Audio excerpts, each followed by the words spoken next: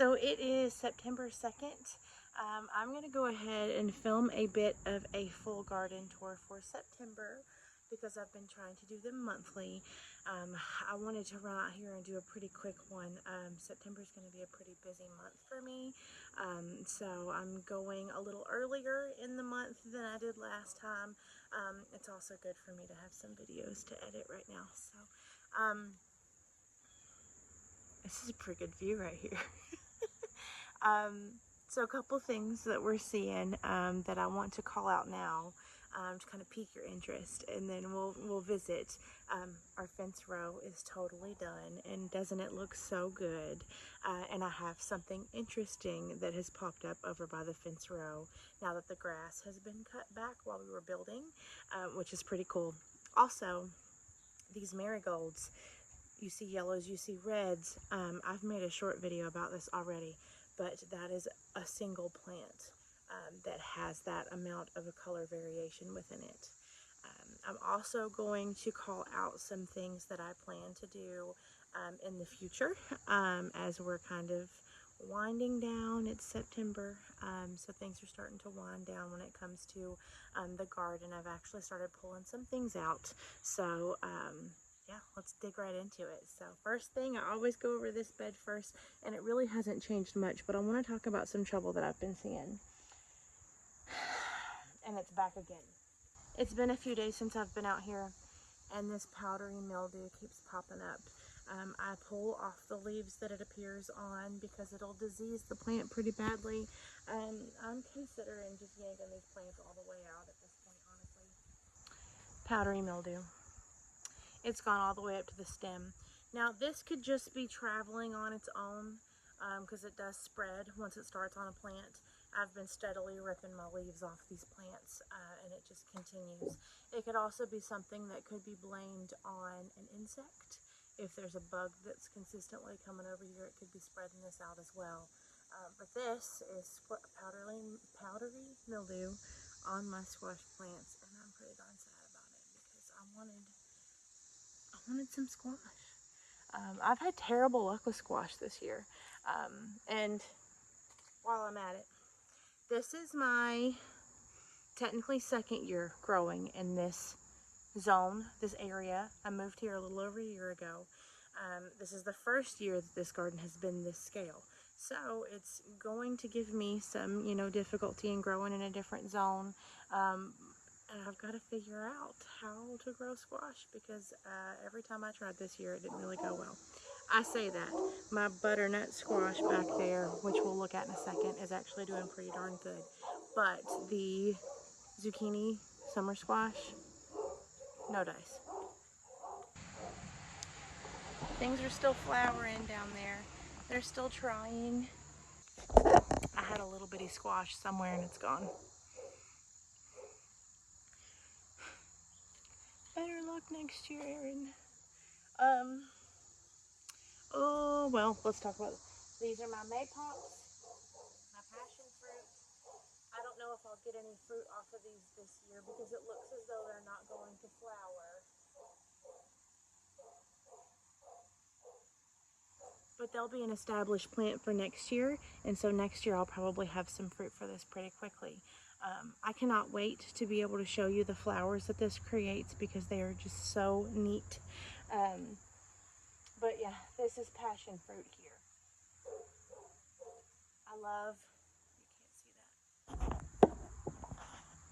I love when my plants do curlies like this. Hopefully you can see that. Oof, I love them so much. My sweet potato vines have traveled all the way down here. Look at the shadow that they are casting over me. I'm just waiting at this point for them to die back because when the plant starts to die back, that's when you know your potatoes are done. So these are just a monstrosity at this point. Like, they go all the way to the front of the garden and then go uppity up. And I do love how this is just very much a kind of a plant ombre situation where they get so thick and it just gets thinner and thinner as it goes across. It just feels very magical to me. So this is my favorite place in the world. Just, I love it. So on this bed here, we have green beans. Oh, please don't wipe out, Aaron. We have bush beans there. I don't think I'll ever grow bush beans again because I've gotten to where I really like the beans that are on the other side here. It's about to start storming, I think. Okay, here we are on the other side. These are beans. Green beans. You see a really big one right there. I am actually letting these dry out at this point. I want to be able to take some of the beans that are on there and save the seeds, so I'm letting them just dry way out. There is a trellis here, and bless his heart, he just can't hang anymore. So these trellises are super cute, but I think I need something that's built a little better, or I need to find a way to build them better next year. But that bed has green beans. This bed has the strawberries towards the end, and they're done for the season. So that is the front of the garden. Here we are towards the back of the garden. This is the middle. There's mostly marigolds in here now. But look at these color variations. As these flowers get bigger, I'm trying to talk loud until I can buy a darn microphone. As these flowers get bigger, they lighten up. So these are my older flowers. These are my newer ones. And this one in the middle has a very strawberry blonde color to him. And that's actually the name of this variety, is strawberry blonde. You can see why. Also, this one here, this one here, these are called a snowball variety. They're marigolds as well. I won't grow these in this bed next year. I've decided that I'm going to put those in my tree bed, which doesn't have any really things in it right now. I've thrown some hostas in the tree bed, but that's about it this year. Some annual things that I've since ripped out.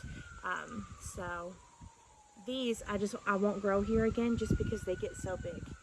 And marigolds, the way they behave is that they'll grow, they'll fall over, they'll root some more, they'll spread, and that's just not the place for that.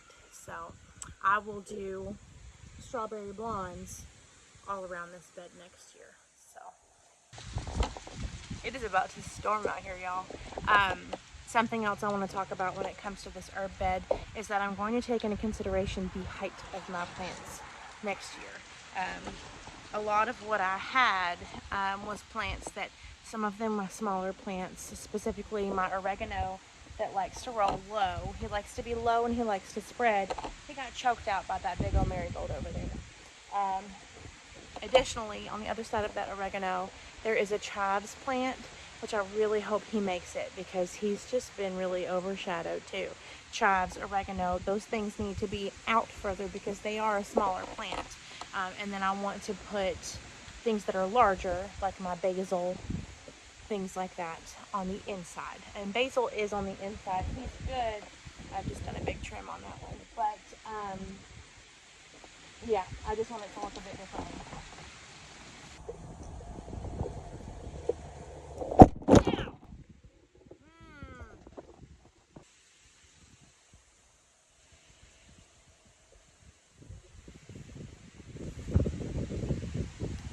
What I was doing while I was over there,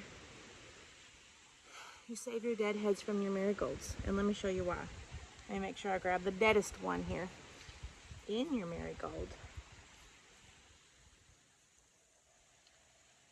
this black part, this darker part, you let that dry out. That's actually your seeds. Ooh, these smell so good today. That's your seeds for your marigolds for next year. If I save just a handful of these deadheads, I'll have plenty for more plants next year because I have these strawberry blonde ones kind of everywhere. All right, so here we are on the other side. It's so windy. Here we are on the other side of the garden. If you'll notice, there's blank space here. I ripped my cucumbers out finally. They fully croaked, dead as a doornail. So I pulled them out. So all I have here is carrots. I planted those forever ago, and I'm just gonna let them go until they get tired of going, because it looks like they really haven't developed much. So, aggressively shrugging made me drop a flower. So my tomatoes here,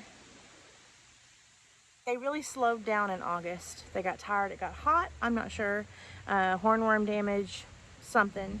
So they got tired, but then all of a sudden they're picking way back up. So beginning of August, they were like, meh, and they've picked way up again. So they are giving me big tomatoes, big ones, kind of everywhere. I think there's like 20 on the plant right now. I want you to see my butternuts. So I'm just waiting until these are done. These won't be done until the vine starts to die off and turn brown. So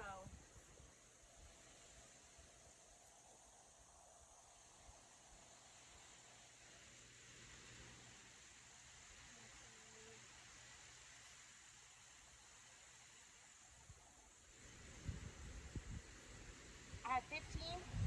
I have 15 squash. I have 15 butternut squash. And I've never grown butternut squash before, but I intend to use it like pumpkin. Pretty darn excited about those guys. I'm a little scared about seeing it sway a little bit behind me because it's fallen over before. It'll be okay if they fell. Alright, so tomatoes, butternuts, carrots. I did direct sow some broccoli and Brussels sprouts. I put those seeds in this area last week. So I'm just waiting for those to germinate. We'll start the winter crop things. If the squash up in that front bed continue to stay tired and develop that powdery mildew, I'll probably yank those up, and then I'll look into if there are any potential transitions into lettuces, and I may just say forget the squash and transition to lettuce. But I of course don't want to do that if it's coming from the soil. If it's coming from the soil and that's something that lettuce is also susceptible to, I may not. So I'm going to do some research on that too. If y'all have suggestions, I would love them. Okay, we're going to make our way back through, and then we'll actually be done with this tour, which I don't think has ended up being all that long. All the wind and the fact that I've been moving things around means that I didn't have so much to show you. Let me think. In my last tour, I'll go talk about that in a second. But down here, I had said there was something interesting at the fence row. I don't know if you can really see them, but those right there, those are irises. And if you know much about me, you know that I stinking love irises. And those are going to go exactly where I would have put a bed of some kind anyway. My intention here is to grow blueberries in this row. I'm going to get me some rocks and work on the soil health over the fall. But these irises, they're staying. And the only reason these guys popped up is because we had pulled up the grass and moved around the dirt, and then they were able to come through and really set themselves apart from the grass so that I knew what they were. So irises right there, and then let's move back through. So I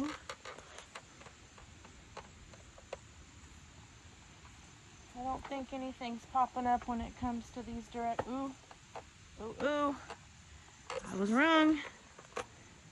I don't even think you're going to be able to see this, but I'm going to show you anyway. There. And there. Here. Here. Brassicas. I'm excited. I didn't get those to grow well at the beginning of the year, so it better go good at the end of the year. Also, you might like to see me do this, actually. Here. Picking up again. I have my cherry tomatoes.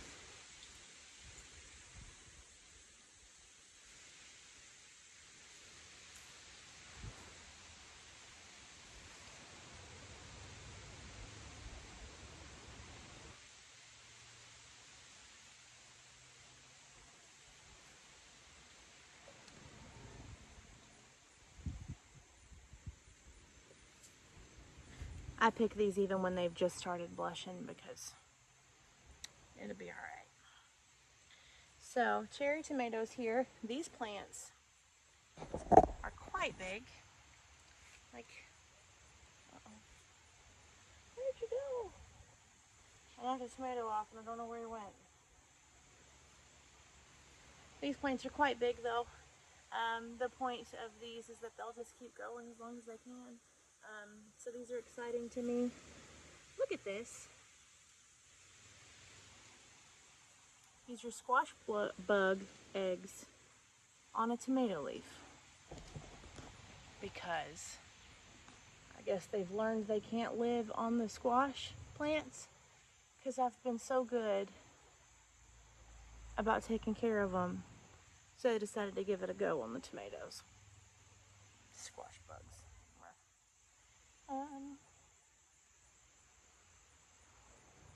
So yeah, these tomato varieties are taking off. I should probably try to trellis these a little bit better.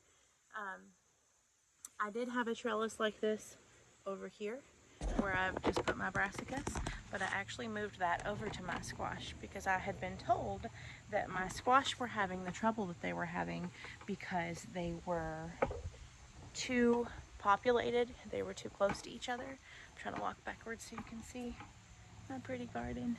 So I put that trellis here. I've been trying to trellis my squash here in hopes that they'd have better airflow. So I've tried to get them to go up a trellis. I don't know. I think I might call it a day on those guys, but that is it for my garden tour. I think we're transitioning into fall though. Makes me a little sad because I've really loved my garden so far this year. This has been a great first year when it comes to my full garden, and I have so many plans on how I'm going to do things differently next year to where I just know next year is just going to be phenomenal. So next month I plan to be sharing all the things that I'm going to start planting for the fall. I've got to get a lot of seeds. Things like I want to grow peas, like snap peas. I want to get some blue butterfly peas, brassicas lettuces, and I'm also thinking about trying to see if I can get a brother or two to create a cold frame for me for 1 to 2 of these beds as well, so that I can have lettuces and greens year round, because these are low enough that I could potentially put a cold frame on a couple of these. So we'll look into that too. So that is it for the September garden tour. If you want to watch my last video where I posted about how I take care of, preserve, and use my herbs, which I've actually just made like last week, you can watch that one here next. I'm gonna run inside before I get rained on.